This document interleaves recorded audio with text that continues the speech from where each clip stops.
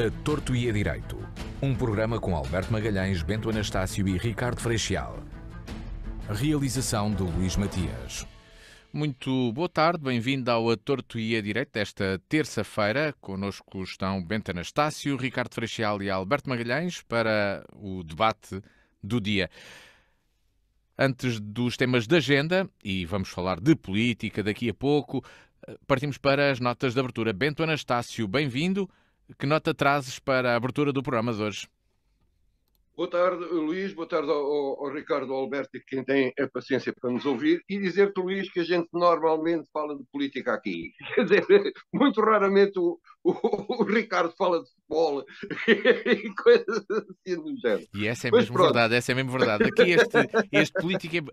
E a semana passada também falámos de política partidária. E esta semana é também política partidária mesmo. Mas...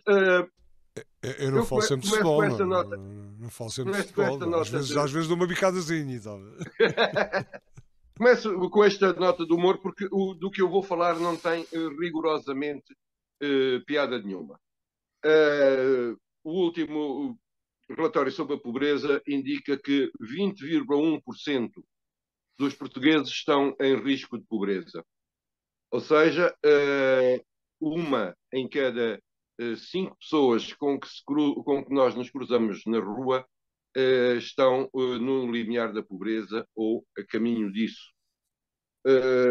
Ocorre que... E não há nenhum pobre. Estão todos em risco, todos a caminho, e não há nenhum pobre já estabelecido. Eu, por acaso, nunca percebi essa treta do risco de pobreza. Se esperares um bocadinho, eu chegarei lá. Ora bem. Estas coisas das estatísticas e destas análises frias fazem pensar um pouco, como o Alberto, em que não há pobres. Ora, mas o que é mais grave que tudo isto é o facto de haver pessoas que trabalham e que o fruto do seu trabalho não é o suficiente para os erradicar da pobreza. Se nós não deixamos a miséria trabalhando, vamos deixá-la como? Eu acho giro, de vez em quando, sem ter piada nenhuma, essas coisas da caridadezinha, dos bancos alimentares, dessa treta toda. Mas o que me preocupa, de facto, é como é que nós justificamos que não tenha havido nenhuma alteração significativa no rendimento de quem mais precisa, de quem mais está na parte mais baixa da estratificação social do nosso país, não tenha com que se alimentar, com que pague uma renda e com que dê de comer aos seus filhos, independentemente ou não de trabalhar. E isto aqui é uma questão que nós temos que pensar muito a sério, é como é que é possível, trabalhando, poderão encontrar 300.472 justificações para que quem não trabalha por um motivo ou por outro, por estar abaixo, a viver abaixo de cão, porque há cães que vivem muito bem. Se as pessoas não querem fazer nada, até lhes posso dizer isto, quando digo que as pessoas não querem fazer nada, estou a falar em pessoas que não têm nenhuma debilidade física ou intelectual ou outra. O comum dos cidadãos. Se recusam 1, 2, 3, 5 trabalhos, quer viver na rua, poderia até dizer problema dele. Mas quando um cidadão se levanta para ir fazer 8 horas de trabalho e chega ao fim do mês, não tem dinheiro para pagar a renda, não tem dinheiro para dar de comer aos filhos, alguma coisa vai mal neste país. E, perdoem-me a expressão, porra, já chega, não há paciência para continuar a aturar isto. Da nota de abertura do Bento Anastácio, passo ao Ricardo Freixal. Ricardo, boa tarde, bem-vindo. Que nota traz para a abertura do programa de hoje? Boa tarde, Luís Matias, boa tarde aos nossos ouvintes, ao Bento Anastácio e uma boa tarde também para o Alberto Magalhães. Eu socorro-me de José Cotileiro, que escreveu Os Ricos e os Pobres no Alentejo, uma obra que eu infelizmente não tenho, porque não sei porque não é reeditada. E que faz uma análise. Eu prometo que vou arranjar. E faz uma análise. Os colecionadores não deixam, pá. É o lobby dos colecionadores. Obrigado. Uma obra que faz uma relação entre os alentejanos, todos eles, chamados ricos e os pobres, e relaciona toda essa condição com a posse da terra. E aí considera os jornaleiros, os ceareiros, os arrendeiros, os proprietários, os latifundiários. Tem qualquer espírito pejorativo de cada uma destas classes e mostrando, numa análise sociológica e antropológica brilhante, diga-se a bom da verdade, perfeita, mostrando que a relação entre as pessoas e eventualmente entre as classes não precisa de ser sempre uma relação de competição, nem uma relação agressiva, e pode ser uma relação de complementariedade. E vem tudo isto a propósito do quê? Eu não gostava de puxar para aqui este tema, mas infelizmente fui confrontado há uma hora com o falecimento do Zé Pedro Valadares, Fernandes Homem Valadares, com quem tinha uma relação de amizade cimentada na relação que foi dos nossos antepassados, os meus que foram rendeiros e depois passaram a ser proprietários, com a família Fernandes Homem, que nos tratou muito bem e para a qual eu relevo sempre a nossa gratidão. Em meu nome pessoal, naturalmente, não falo em nome de ninguém, falo em meu nome pessoal. Portanto, aproveito isto para dizer que as pessoas podem coabitar, podem ser inclusivamente amigas nas suas diversas relações, e neste caso concreto com a relação com a terra. E portanto, não gostaria de dar esta nota, mas um sentimento de gratidão para toda a família Fernandes Homem, e uma homenagem aos meus sentimentos, e uma homenagem muito grande, um abraço muito grande, e rezarei por ti, Zé Pedro Homem Valadares, pela nossa amizade e também por aquilo que a relação entre as pessoas pode representar. A segunda nota é uma nota, hoje infelizmente são notas que não são muito agradáveis. Já não é a primeira vez, a quarta, quinta ou sexta vez que eu sou obrigado por ajuda a anónimos, por ajuda a próximos, por ajuda a amigos, por ajuda a outros, que sou obrigado a ligar para o 112 a pedir auxílio. E sistematicamente, não sei se tenho azar, se tenho pouca paciência, se o que é, mas quem tem que ter paciência, temos que ser nós, mas tem que ser também quem está do outro lado. Sinto uma dificuldade muito grande no lidar com quem me atende, com perguntas tapafúrdias, com formas deselegantes de abordagem, às vezes a roçar o ser mal criado, e portanto ainda na sexta-feira à noite tive que ligar para o 112, fui atendido por uma besta autêntica. Passo os meus ouvintes que me desculpem, mas se as chamadas são gravadas, por amor de Deus, isto passa-se no tempo, ao longo de anos, e que acabem de uma vez por todas com gente sem princípios, deselegante, mal criada e sem competência para atender. Felizmente que o pessoal do INEM imediatamente passou à ação e resolveu a questão, e portanto ainda bem que isso aconteceu. A última nota mesmo para terminar é que Évora continua a destacar-se, mesmo para terminar, Évora continua a destacar-se também pela palhaçada. Ou seja, eu sou hipersensível e fui desportista em várias modalidades, sou hipersensível ao fenómeno desportivo, tenho todo o respeito pelos eventos que Évora promove, nomeadamente as maratonas, sejam elas meias, sejam totais. Agora, não há necessidade nenhuma de esses eventos que poderiam ser nobres e que chamam gente à cidade, atraem gente e dão nome à cidade, serem tão mal organizadas, tanto mais que já se organizam há muitos anos. É uma desinformação total.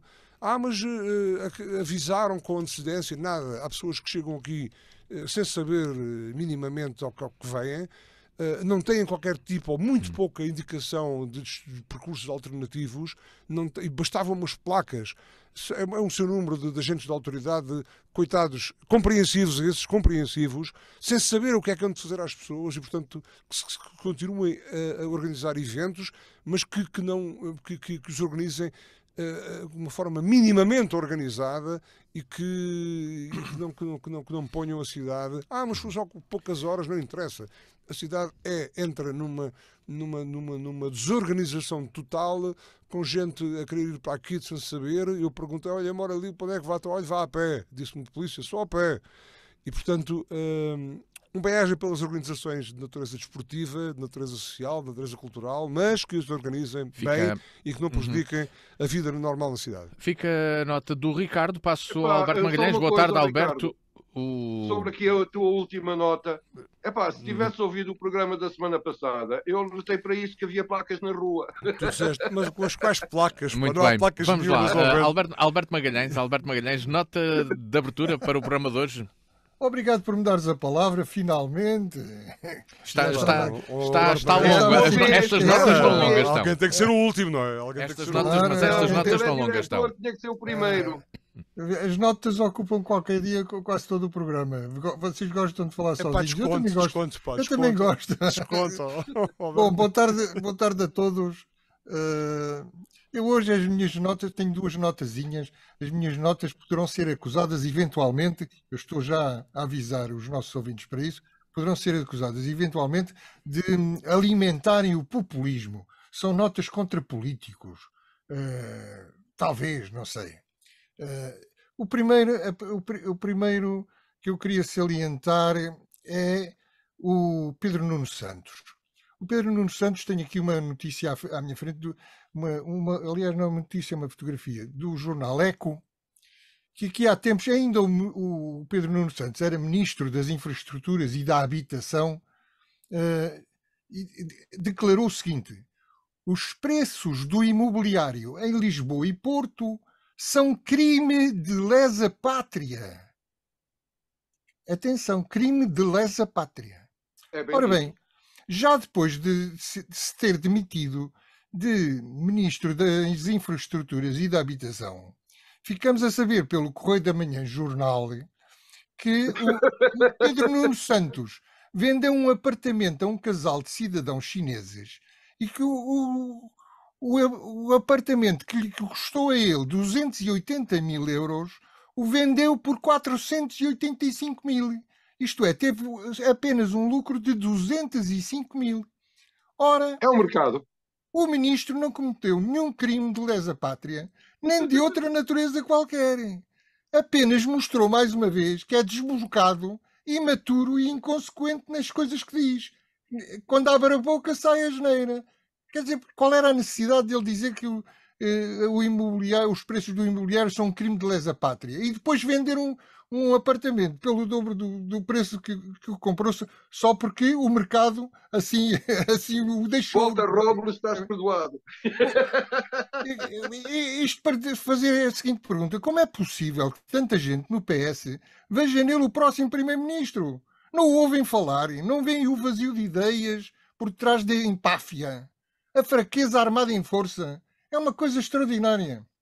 A segunda notazinha é sobre as gêmeas e aquela frase que nós dizíamos na escola primária: o meu pai é polícia, e a gente respondia, e o meu é o Presidente da República.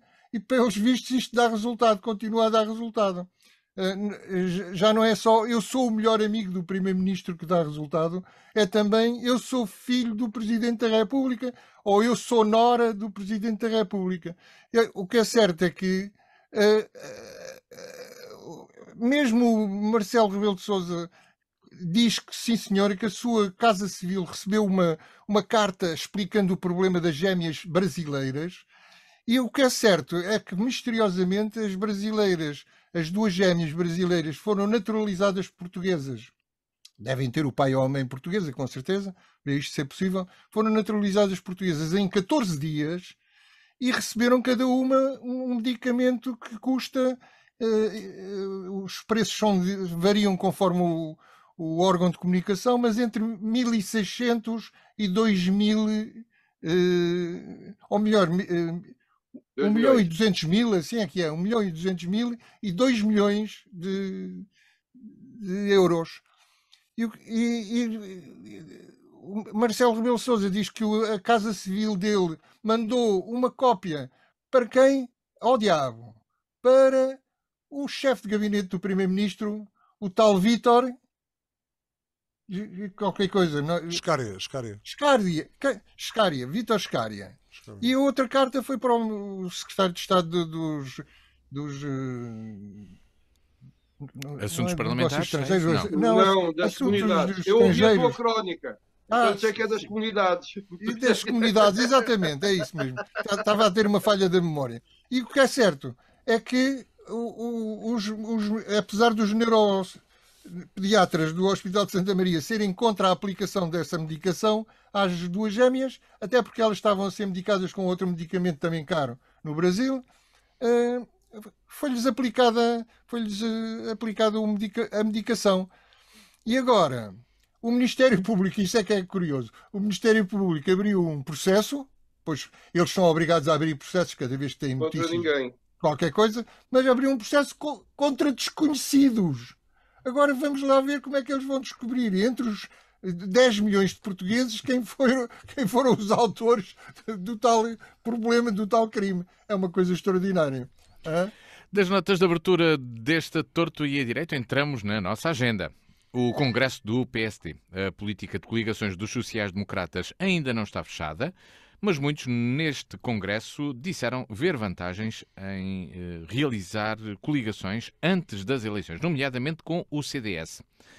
Moraes Charmente, por outro lado, que esteve presente neste Congresso, apelou CDS e Iniciativa Liberal para entendimentos pós-eleitorais. Já Paulo Rangel diz que o PSD tem a obrigação de ganhar as eleições em março. Bento Anastácio, este congresso aconteceu neste fim de semana. O que é que ficou deste congresso, na tua opinião, e do que lá se passou e desta possibilidade de existirem coligações pré-eleitorais? Bem, eu sobre o congresso do PSD, quero lá saber, não tem nada a ver com isso. É problema deles.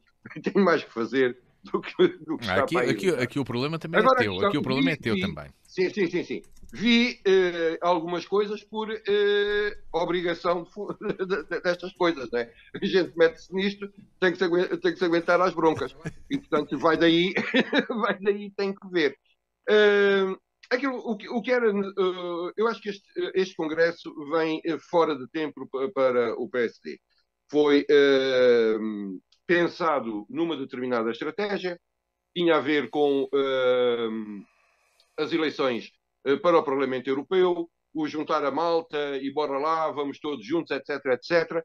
E, entretanto, para garantir de forma estatutária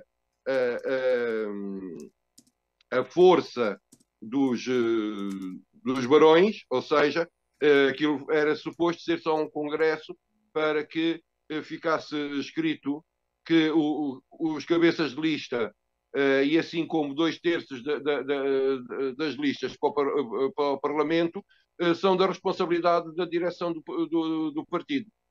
Isto traz questões complicadas em termos da democracia, etc., mas é um problema interno do PPD. Não me parece que eu tenha alguma coisa a ver com isto. Esta alteração das datas para o Parlamento, das eleições para o Parlamento, fez com que houvesse a necessidade do toque a reunir por parte do PPD fosse mais rápido. E daí o ir buscar todas as figuras de referência do partido. E daí o aparecimento do professor Aníbal Cavaco Silva, da doutora Manela, ex-ministra das Finanças, Manuela Ferreira Leite, e mais uma quantidade de barões e notáveis do PSD. Alguns deles ainda não deram a cara porque ainda não estão convencidos que o PSD possa ganhar eleições e que possa ser alternativo ao governo. Aparecerão noutra altura, mas o que de facto acontece, para mim, foi esta mudança ter que ser necessária. Através, pronto, a partir do momento em que entramos em campanha eleitoral, e nós vamos estar em campanha eleitoral pelo menos 6 meses, porque temos eleições em março e depois em junho, salvo erro. Portanto, vai ser um regabof destas coisas e o país que se lixe. Ora, portanto, a única coisa que eu retiro é a tentativa de unidade um pouco forçada, segundo neste Congresso, pareceu, mas é o toque a reunir do PSD para próximas eleições. E o que faz com que, se por um lado o atual líder do PSD pode ter saído fortalecido pelo o aumento de pessoas que, dentro do PSD, obviamente, que o apoiam, com o apoio que traz para essa área de política o professor Cavaco Silva. Quer queiramos, gostemos ou não gostemos, é uma pessoa que foi primeiro-ministro, presidente da República, etc., etc., e que ainda tem uma quantidade de gente que se revê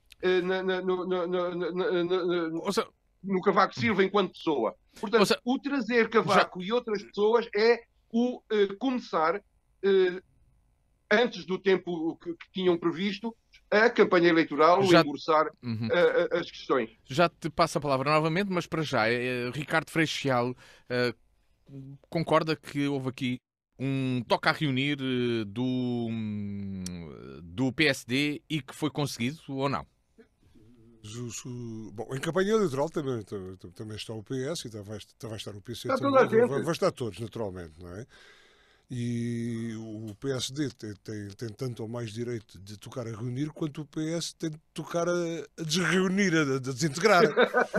E, portanto, acho normal. Agora, aquilo que não se estava à espera, eu acho uma coisa, eu acho que na política, e tenho referido isso aqui muita vez, que acho que este sistema está um pouco gasto, mas acho sobretudo que está gasto porque há uma falta grande de referências. Eu não quero pensar que as referências futuras vai ser uma das referências futuras vai ser Cavaco Silva, até porque não fazia muito o meu género enquanto executor de praxis política, mas de facto o aparecimento dele, tal como o Bento também considerou, é importante. É importante, eu não quero chamar barões, porque existem em todos os partidos. Ainda no programa anterior, recordo-me que estávamos habituados aqui a uma certa acalmia, uma certa estratégia dentro do Partido Socialista, porque existiam 4 ou 5 ou 6, não quis nomear nenhum, até disse, bom, há 1 ou 2 que eu não quero nomear para não arrepiar, mas que de facto eram os mentores de estratégias que, erradas ou não, permitiam de facto maiorias ou pseudo-maiorias. E o PSD naturalmente não foge à regra. O Congresso estaria já anteriormente marcado e depois foi a evolução no tempo, ou seja, aquilo que aconteceu do ponto de vista político fez com que o Congresso tivesse virado e tivesse tido objetivos e discussões que não eram esperadas, mas que aconteceram em virtude dos factos políticos que motivaram estas eleições antecipadas. Eu sinceramente, eu não sabia se caso o Congresso, só sobre o Congresso por causa dos flashes nos telejornais e pelo aparecimento inesperado de Cavaco Silva. Mas naturalmente que o tocar a reunir pode ser importante. E que acho que o tocar a reunir, se sair do tocar a reunir, seja no PSD, seja onde for, mas eu preferia que fosse no quadrante no qual me situo, não quer dizer que me situo no partido, nem pouco mais ou menos, mas no quadrante no qual me situo, que surgissem referências e que essas referências se constituíssem como pilares fundamentais da definição de uma estratégia que levasse o país a estar melhor do que está neste momento. E, portanto, uma primeira abordagem fico por aqui, acho normal, não acompanhei naturalmente o Congresso ao pormenor, mas registro daqui, sei lá, uma união em torno de ideais que acho normal e que vai em contraponto ao Bento Anastácio com aquilo que é a desintegração, porque no Partido Socialista já surgem, sei lá, são 3 ou 4 candidatos, não é? Já são 3 ou 4 candidatos, uns mais, outros menos. São 2, um é do folclore. São 2 e o terceiro, são 2 e outro terceiro, e depois não sei o quê, e portanto... ouça, quanto às que é que eu toco agora aqui já nas coligações, antes ou depois ou não? Podemos falar das coligações já. Dou-lhe essa oportunidade, sim, sim. Já curiosamente, eu não queria deixar de referir aqui, curiosamente ou não, o Congresso surge no dia 26 de novembro, que é o dia imediatamente a seguir ao dia 25 de novembro, e eu não queria deixar passar o programa, porque estivemos próximos do dia 25, sem celebrar aqui aquilo que constituiu para a democracia portuguesa e para o acabar com o regime que podia ter sido ditatorial de esquerda, sem representatividade, aquilo que foi o 25 de novembro de 75, que acabou com a mordaça que meia dúzia, que cerca de 5 ou 6% nos queriam pôr ao nível material, ao nível pessoal. Nesse tempo eram mais, eram quase 20%. Não, eram menos. Vamos lá então ouvir o Alberto Magalhães sobre o Congresso. Aqueles democratas que deitaram fogo às sedes do PCP. Vice-versa, tem cá em baixo como é que foi. Peço desculpa de vos interromper. Peço desculpa de vos interromper, mas esse é um outro tema que também já tratámos no programa e agora estamos noutro momento e convosco à distância às vezes é um pouco mais difícil controlar a coisa. Alberto Magalhães, desde o Congresso do PSD há uma frase de Montenegro em que ele critica Pedro Nuno Santos. Será que Montenegro identificou o adversário ideal para o PSD? Será que o PSD acha que frente a Pedro Nuno Santos terá mais hipóteses? Assim como ao Alberto Magalhães. Acho que não. Acho que eu não identifiquei nada. Eu identifiquei aquilo que os órgãos de comunicação praticamente todos acham que é o favorito e que vai ganhar as eleições internas do PS. Por isso é que eu falo no Pedro Nuno Santos, que acho lamentável. Mas já tinha dito no programa anterior que para o PS, quanto pior, melhor, não é? Não disse nada. Eu disse, eu é que disse. Tá candidato, bem. qual candidato? O pior possível. Sim, mas deixemos-nos de coisas. Eu queria começar pelo princípio. O Congresso do PSD era para mudar estatutos, tanto quanto eu percebi, e chama aqui a atenção de uma coisa interessante, que o Ricardo, aliás, já mencionou. É que até à véspera do Congresso praticamente ninguém sabia que ia haver um Congresso do PSD, o que é extraordinário. Mas isso... o Congresso era para ser uma coisa interna. Transformou-se numa coisa externa. Porque era para mudar estatutos, portanto não era para grandes coisas políticas. Mas o que é interessante é que estas expectativas baixas, e aliás até as expectativas baixas em relação a Luís Montenegro, acabaram por ajudar Luís Montenegro a sair vitorioso, digamos assim, com uma áurea de o rapaz melhorou muito, a pessoa melhorou muito, o político está muito melhor, portou-se bem no Congresso, do que, como se costuma dizer, foi melhor do que a encomenda a sua prestação. Aliás, e também queria sublinhar uma coisa, a sua humildade também ajudou. As pessoas gostam disso, não é? Quando o Luís Montenegro, no discurso, não sei, acho que foi o de encerramento, disse que eu sei que vocês acham que eu não tenho estado à altura da coisa, e se calhar não tenho, qualquer coisa deste tipo. Acho que isso ajudou. Agora... mas também disse, mas também disse, comigo em primeiro-ministro as coisas vão ser muito melhores. Pois com certeza. Era também só faltava que o homem não dissesse isso. Não é? Depois, as televisões foram fazendo um intercâmbio, uma interface entre o Congresso do PSD e os candidatos do PS. E, de facto, a comparação com o Pedro Nuno Santos também ajudou Luís Montenegro. Pedro Nuno Santos, quer dizer que a direita é toda radical, que o PSD está radicalizado, que a Iniciativa Liberal é radical. Só se pode dizer uma coisa: devem-no ter aconselhado a dizer chama-lhes radicais antes que eles te chamem a ti. Porque, de facto, o mais radical que ser possa é Pedro Nuno Santos, dentro das forças moderadas. É o mais radical que se pode encontrar. Mais radical que ele, depois só mesmo a extrema-esquerda, com quem ele, aliás, se quer juntar. O que é extremamente curioso. Portanto, Pedro Nuno Santos, ainda ontem ele voltou a falar do governo Passos Coelho, e das pensões que foram retiradas aos pensionistas e tal, e como se o Passos Coelho tivesse herdado um governo rico do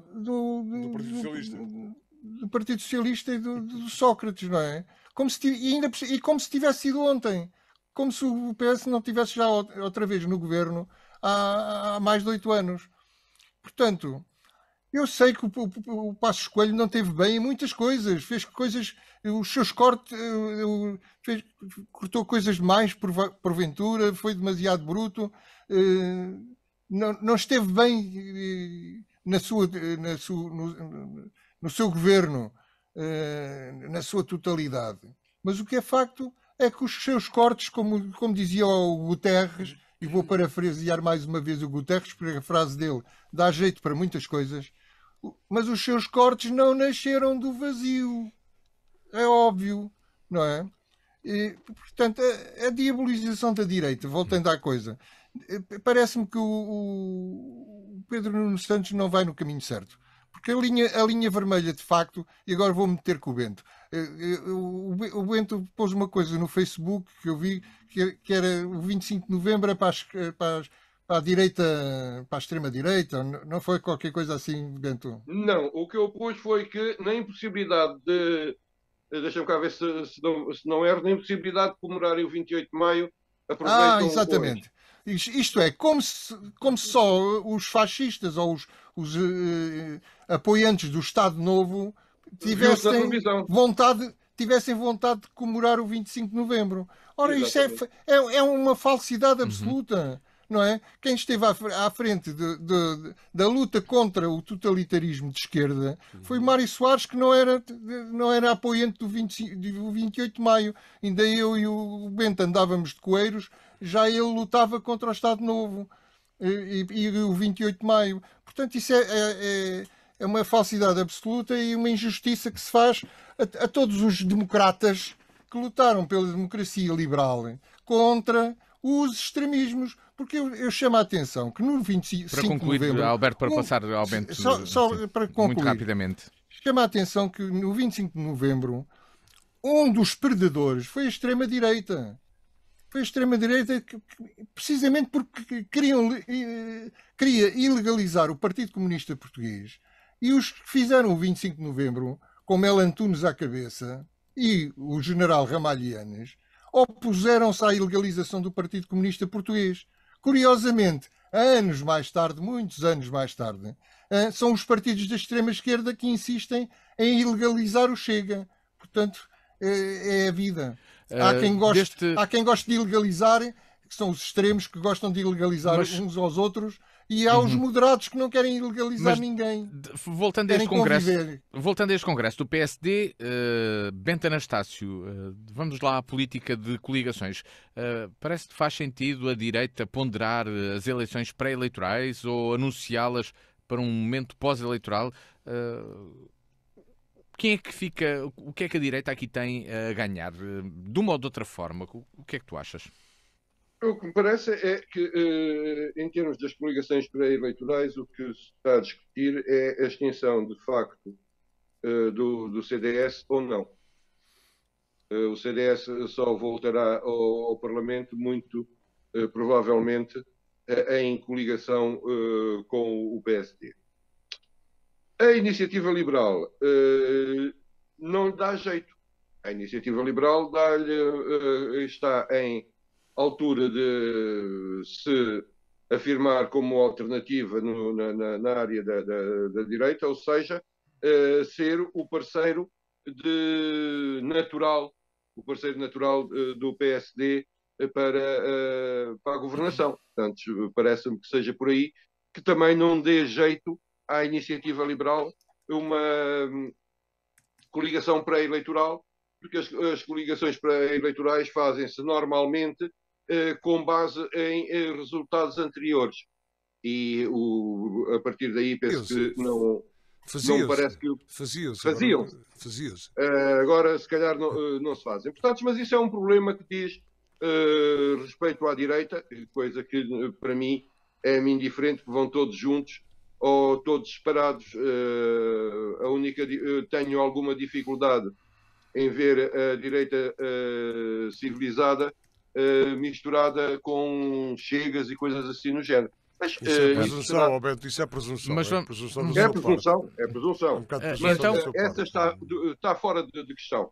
Eu penso que a iniciativa liberal não tem nenhuma vantagem neste momento numa coligação pré-eleitoral, já que a base de negociação era uma base que, na opinião deles, que acham que vão crescer, que não seria a indicada.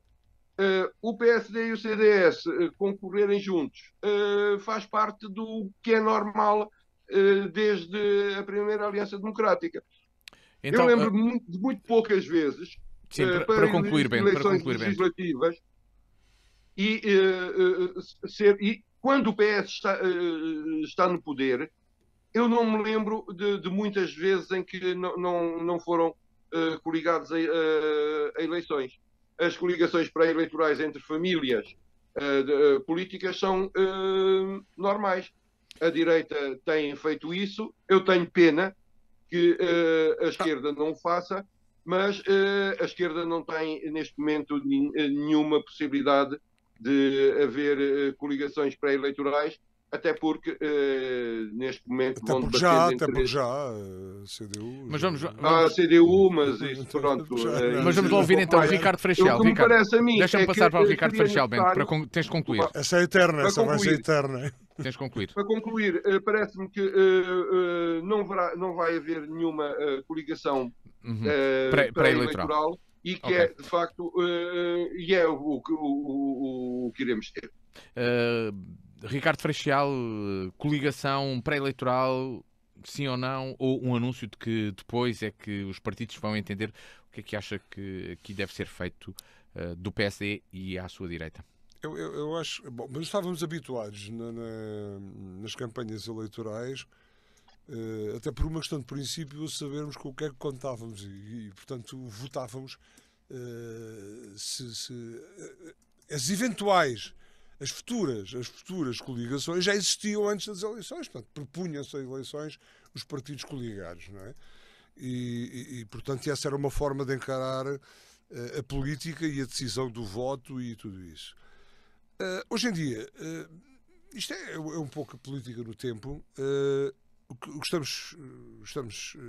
somos obrigados, temos estado a observar é que, e não só em Portugal, aqui ao lado em Espanha é a mesma coisa, e em Portugal já temos vários exemplos disso, e aquela esquerda que o Bento insiste em falar, na esquerda e na direita e na esquerda, nada, quer dizer, o Partido Socialista habituou-nos a jogar politicamente após as eleições para formar maiorias, seja à custa do que for. E portanto, a primeira foi com o CDS. Isso não é escrutinado com anterioridade. E portanto, aquilo que é expectável é que pode eventualmente existir uma outra coligação prévia às eleições. Não acredito muito. E penso que depois dos resultados eleitorais o campo estará aberto para que os partidos, em função dos seus resultados e em função dos cálculos numéricos, aritméticos e de maiorias, possam enfim, coligar-se, reunir. Eu não acho que isso seja obrigatoriamente mau. Não, pode existir. E se calhar, se não existem maiorias absolutas e não é expectável que elas possam acontecer, então terão que ser formados governos com base em acordos mais ou menos precários, mais ou menos estáveis, desde que sejam democráticos e que assentem numa praxis correta, no sentido da obtenção de objetivos que sirvam o país e todos nós. Não vejo mal nenhum nisso. Até se calhar a tendência para o equilíbrio poderá estar no estabelecimento dessas coligações, mas, para amor de Deus, não me venham agora aqui com histórias, uma certa esquerda, como o Alberto Magalhães disse muito bem, querer ditar leis, e vocês não se podem coligar e jogar com isso de uma forma política, antecipando cenários que não sabem sequer se vão existir ou não, não é? Alberto Magalhães, coligações pré-eleitorais, ou podem até os partidos dizer, não, nós vamos nos entender depois, e esse entendimento vai depender da quantidade e da força eleitoral que cada um tiver. O que é que achas que pode acontecer com o PSD e os partidos à direita no Parlamento? Eu, coligações pré-eleitorais, eu quase que aposto que vai haver uma, pelo menos. A CDU. Aliás, os verdes nunca concorreram sozinhos a eleição nenhuma. E há muitos anos que o PCP não concorre também sozinho. Portanto, essa vai haver quase certeza. Por outro lado, o PSD, eu estou convencido que o PSD vai tentar uma coligação com o CDS e com independentes. Tentar reeditarem uma coisa que o Sá Carneiro fez. A Aliança Democrática. A Aliança Democrática. Nessa altura, os independentes vieram dar um certo brilho. E o PPM também, mas o PPM agora já praticamente não existe. Sim, mas era o PPM do Rubem Teles, não tem nada a ver com o PPM. Não, claro, aí era fundamentado numa personagem política que tinha certo peso. Né? Sim, e os independentes também tinham peso. O António Barreto, por exemplo, saiu do PS nessa altura e concorreu como reformador. Eu acho que os mas na altura já da Aliança Democrática chamavam-se reformadores nessa altura, mas na altura, não tenho bem certeza. Alberto Magalhães, foi na terceira AD, salvo erro. Na terceira? Sim. Já não me lembro. Não tinha ideia disso. Já nem se chamava Aliança Democrática porque não tinha o PPM, chamava-se outra coisa. Dizem os entendidos que o Metdonte favorece coligações pré-eleitorais. Dizem. E que, portanto, seria do interesse do PSD conseguir uma coligação. A iniciativa liberal, como o Bento disse, não se quer coligar. Pode ser que mude de ideias se a oferta do PSD for generosa. Não sei se continuam a existir negociações, se não. Nem sei se será benéfico para a iniciativa liberal ir sozinha.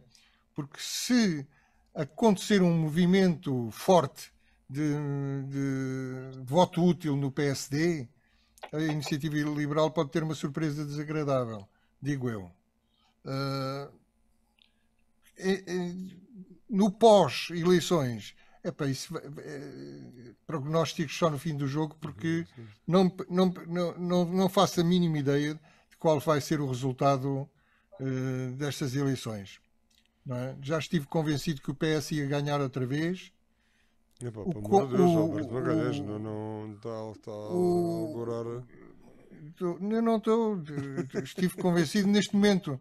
Já não aposto. Não aposto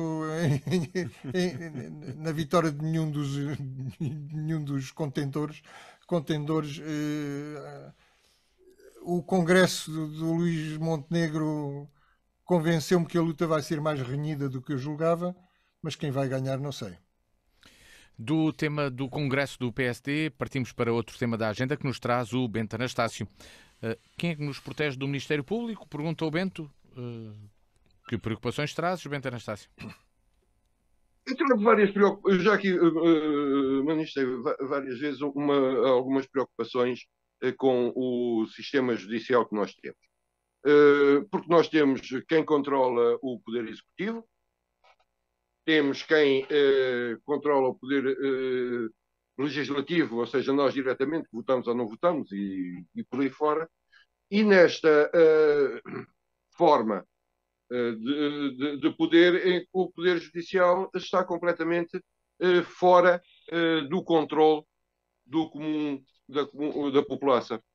Ou seja, é um poder que se autorregula, que se auto-institui e que nós obedecemos, já que faz parte do contrato social, mas também faz parte do contrato social que os poderes, sejam eles quais forem, prestem contas e que sejam à população e que sobre ela existe algum controle. Mas não há. Isto vem a propósito de quê? Vem a propósito de várias coisas, entre outras, um artigo de uma Procuradora-Geral adjunta que levanta uma quantidade de deficiências, de formas de agir do Ministério Público. Nós temos um Ministério Público que, ao contrário do que é normal nos países civilizados, primeiro prende, depois investiga. Isto não deve ser assim. E nós damos por isso quando chega às figuras de topo do Estado. Se há este tipo de comportamento em relação aos detentores dos outros poderes, o que acontecerá ao Zé Povinho que por aqui anda? Vêm-se violações, para mim, básicas dos direitos do homem, como, por exemplo, durante uma investigação, são postas a circular as notícias que dão jeito, e depois vêm com a treta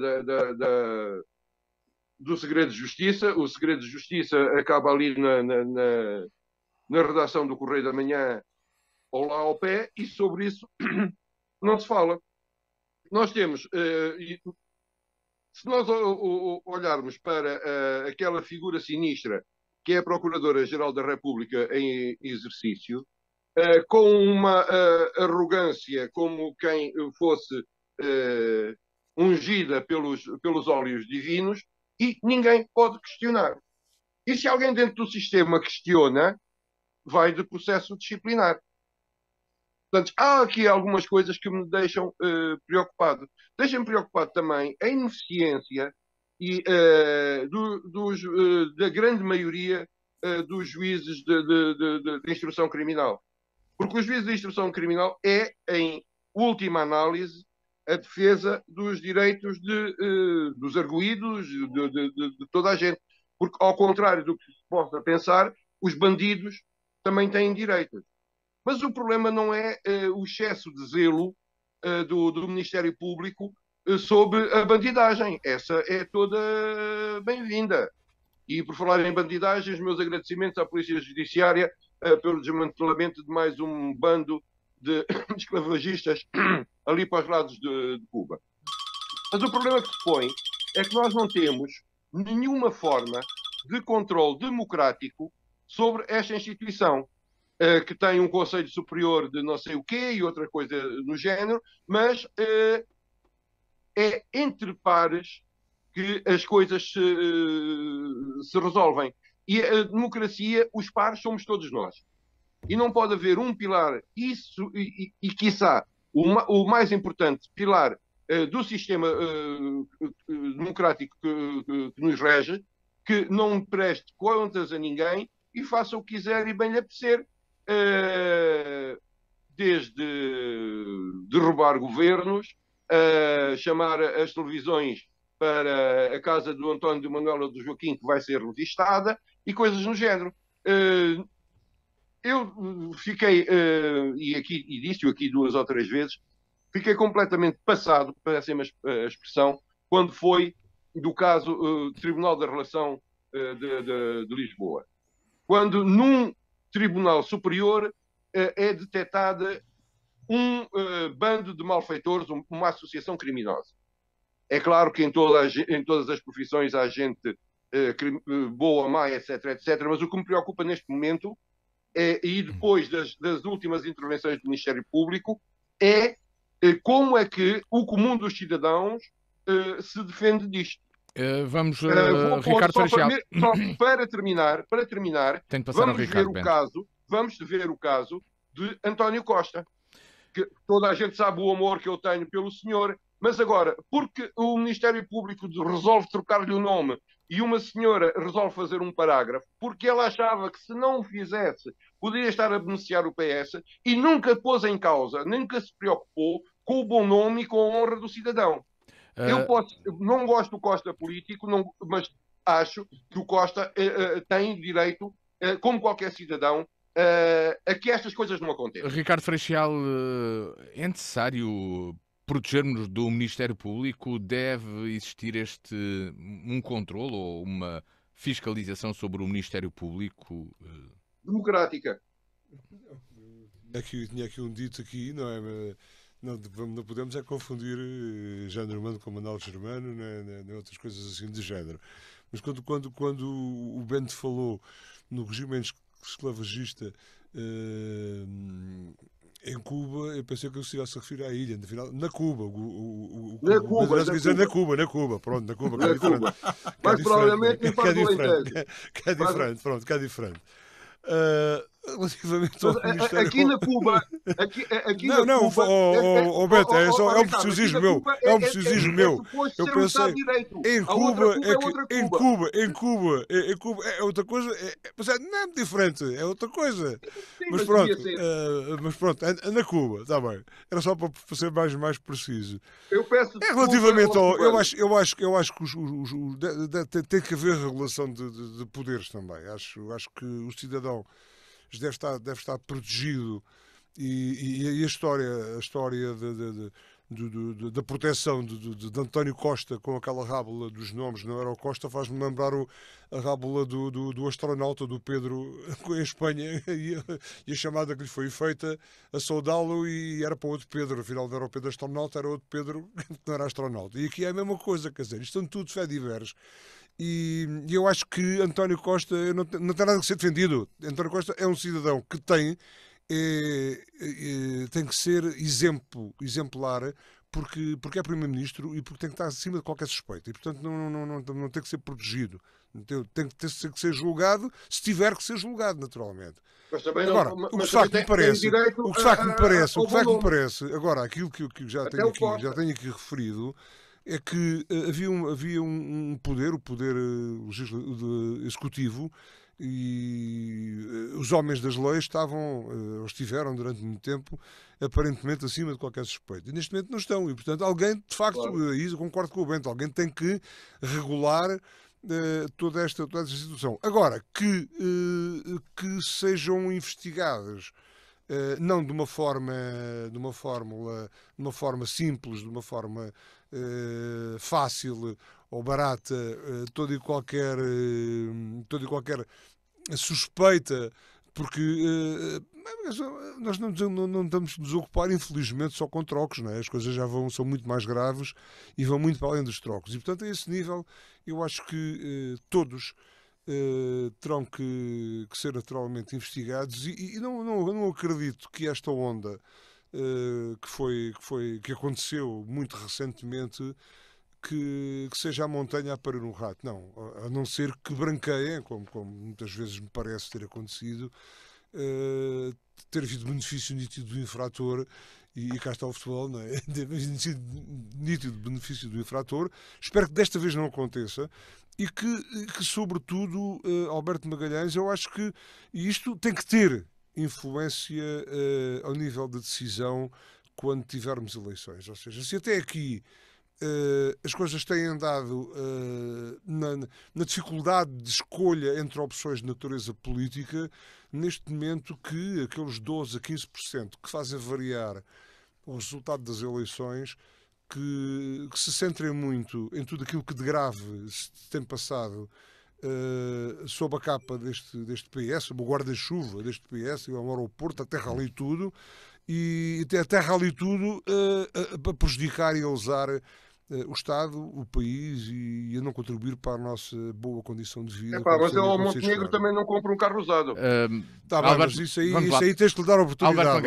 Alberto Magalhães, é necessário esta proteção do Ministério Público, ou é necessário o Ministério Público também prestar contas? Eu acho que nós temos que não podendo ser responsável, juridicamente responsável pela sua ação, naturalmente. Nós temos que nos proteger de todos os poderes. Também temos que nos proteger, não só do Ministério Público, mas de quem fez as leis que regem o Ministério Público. Porque o Ministério Público está protegido por algumas leis e pela indefinição de algumas leis mal feitas. Vamos lá ver. Na própria lei, que agora não me lembro do número, mas que define o que é o Ministério Público, diz assim, no seu artigo 3º, sobre a autonomia. A autonomia do Ministério Público caracteriza-se pela sua vinculação a critérios de legalidade e objetividade e pela exclusiva sujeição dos magistrados do Ministério Público às diretivas, ordens e instruções previstas na presente lei. O problema depois é que a autonomia do Ministério Público tem sido entendida, começou a ser entendida por pressão do sindicato dos magistrados do Ministério Público e pelo corporativismo que existe no Conselho Superior do Ministério Público, tem sido entendida como a autonomia de cada um dos seus agentes, de cada um dos seus procuradores. A gente do corporativismo, pá. Cada um dos seus agentes. Isso é importante. Vocês desculpem lá, deixem-me lá falar e não me interrompam, senão eu perco-me. Portanto, é importante perceber isto. A autonomia do Ministério Público não deve ser a autonomia de cada um dos seus procuradores. Porque existe também, está na lei, a hierarquia. O Ministério Público é uma instituição hierarquizada. E, portanto, a hierarquia deve ser uma garantia de que não há desvarios de procuradores infantiloides ou justicialistas ou mal intencionados ou simplesmente inexperientes. E neste momento a hierarquia foi neutralizada pela má interpretação do conceito de autonomia do Ministério Público. Isto é a minha interpretação.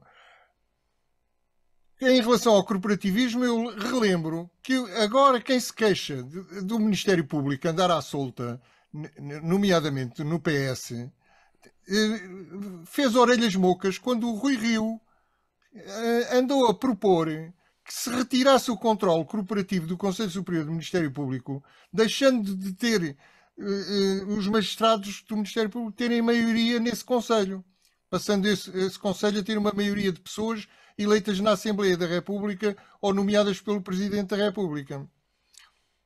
E também é verdade que agora vamos ver o outro lado. Porque é que se calhar há tantos desleixos no Ministério Público? Sobretudo no DCIAP, nestes grandes processos. Porque o DCIAP e os magistrados do DCIAP estavam habituados a ter como magistrado, como juiz de instrução, o tal juiz das garantias e das liberdades, o Dr. Carlos Alexandre, que em vez de ser o juiz das liberdades e das garantias, era o juiz das garantias do Ministério Público, fazer aquilo que lhe desse na real gana. E toda a gente que tem poder neste país deixou que isso continuasse assim, a ser assim, durante anos e anos e anos e anos, com medo do Sindicato dos Magistrados do Ministério Público, com certeza. Não fossem ser sujeitos à investigação. Exatamente. E, portanto, neste momento, a sorte, num certo sentido, justamente, deste caso como é que se chama? O caso influencer. Influencer, sim. Neste caso, o caso de influência é que o juiz de instrução não era o Carlos Alexandre e, portanto, o juiz foi um juiz de liberdades e achou que havia coisas disparatadas na acusação, invalidou uma série, uma série de coisas, mas não invalidou o caso todo. E aquilo que não foi invalidado chegava para obrigar o António Costa a admitir-se. Quer dizer, concebe-se um primeiro-ministro que tem um chefe de gabinete que tem uma data de envelopes espalhados pelo gabinete com 70 e tal mil euros. Não, desculpa lá, não é outra coisa, é a mesma coisa. É o puro de uma tardada. É a mesma coisa. Aquilo é o puro de uma tardada. Concebe-se que o António Costa durante anos andasse a nomear o melhor amigo informalmente, sem contrato. Eu estou a falar. Deixa só terminar o Alberto, que nós temos de terminar o programa e tem que passar ainda ao Bento. Anos a nomear o seu melhor amigo para fazer negócios de milhões, sem qualquer contrato, sem qualquer supervisão, sem nada. Quer dizer, isto é um país entregue aos bichos. Não pode ser. Vamos concluir o programa com a última intervenção do Bento Anastácio. Nem tanto ao mar, nem tanto à terra. Bento Anastácio. Nem tanto ao mar, nem tanto à terra. O Ministério Público não pode fazer o que lhe apetece, mas o Governo também não pode. Alberto, nós temos de terminar o programa e tenho de dar a palavra ao Bento Anastácio para concluir o programa. Já estamos em cima da hora, já estamos a ultrapassar o tempo. Bento Anastácio, para concluir então, entre as vantagens e as desvantagens de uma fiscalização sobre o Ministério Público, ou como é que isso pode ser feito? Eu quando trouxe este tema, não estava a pensar no caso Costa agora ou nos casos antes. Tem a ver com a fórmula como o Ministério Público tem que ser controlado de forma democrática. Eu não estou a falar como nos Estados Unidos, nem em eleição do procurador, nem coisa nenhuma. Mas tem que haver uma fórmula não corporativa que, não tirando, obviamente, a independência ao Ministério Público, por se retirarmos a independência ao Ministério Público, o Ministério Público passa a investigar ou não investigar em função do que o Ministro da Administração Interna ou o Ministro da Justiça ou o Primeiro-Ministro querem. Não é isso. Não é isso. Tem que ser absolutamente independente do Poder Executivo e do Poder Legislativo, porque têm que cumprir o que decide o Legislativo, mas não podem andar à rédea solta, armados em justiceiros, e a quem não se pode, não se pode pedir contas. Aí temos de terminar. Que não presta contas a ninguém. Ficou claro, Bento, nós temos de terminar o programa. Já passámos a hora, mais de uma hora do A Torto e Direito, com o Bento Anastácio, o Ricardo Freixal e o Alberto Magalhães. Todos querem falar, mas agora já não é possível. Voltamos de hoje a uma semana aqui à DNFM e sempre terça-feira às 18, sábado às 18 e em dnfm.com. Tenha a continuação de uma boa semana. Direito. Um programa com Alberto Magalhães, Bento Anastácio e Ricardo Freixal. Realização de Luís Matias.